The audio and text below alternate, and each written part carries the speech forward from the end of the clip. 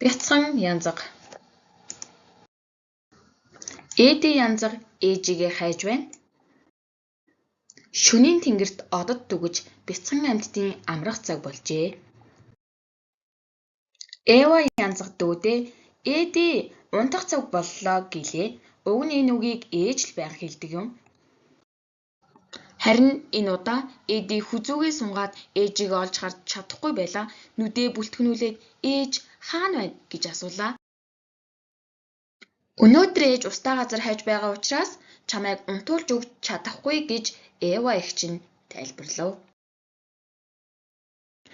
"Ээж байхгүй бол би яаж унтаж чадах юм бэ" гэж Эди янзаг зөрүүдлэн Эва "Айлтгүй дээ, би дэргэд чинь байж чамд санаа тавих болно" гэж хэлээд толгойг нь илөв.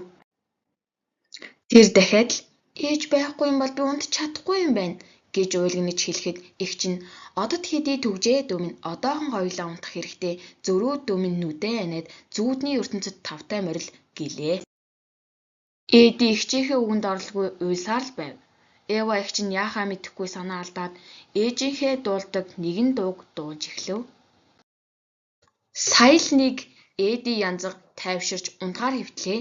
Харин Эва дүүгээ дулаахан өвсөөр хучиж өгөв.